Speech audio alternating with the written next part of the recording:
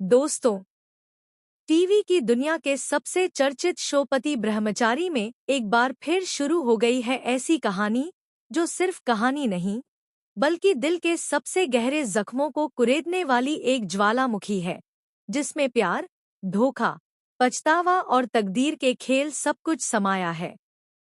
सबको यकीन था कि ईशा अब इस दुनिया में नहीं रही, मगर कहते हैं ना, सच्चा प्यार कभी खत्म नहीं होता, बस वक्त के किसी मोड़ पर फिर से सांस लेने लगता है।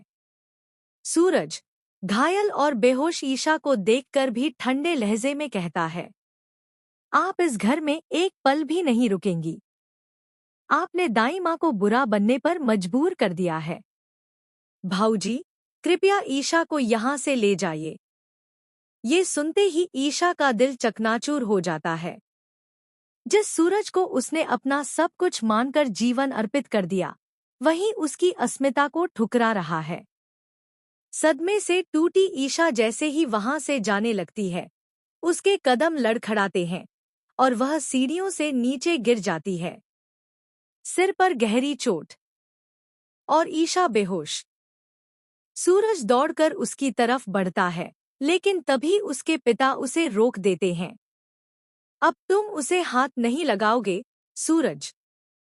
उसके लिए अब तुम्हारा कोई वजूद नहीं। पिता खुद ईशा को अस्पताल ले जाते हैं। उधर सूरज और बिया की शादी की तैयारियां पूरे जोर शोर से चल रही हैं। लेकिन तकदीर की किताब में कुछ और लिखा था।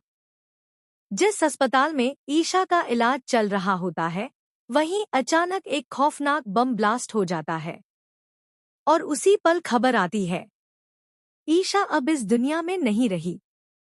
ये सुनते ही सूरज की दुनिया जैसे बिखर जाती है। वह मंडप छोड़कर पागलों की तरह अस्पताल भागता है। वहां ईशा की लाश के पास बैठकर फूट फूट कर रोने लगता है। ईशा, तुम मेरी पत्नी हो। मेरे दिल ने तुम्हें अपनाया था। मैंने बहुत बड़ी गलती की। माफ कर दो मुझे। और तभी पछतावे के इन शब्दों के बीच ईशा का दिल एक बार फिर धड़कने लगता है। जी हाँ दोस्तों, ईशा मरी नहीं थी। उसकी धड़कनें अब भी सिर्फ सूरज के नाम पर चल रही थी।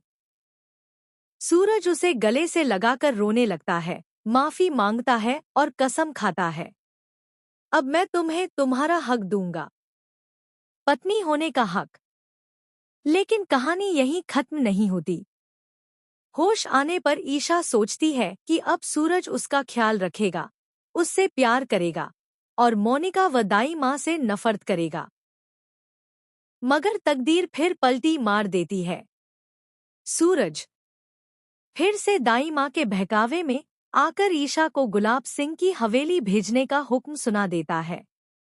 प्यार, विश्वास और उम्मीद फिर से टूट जाते हैं।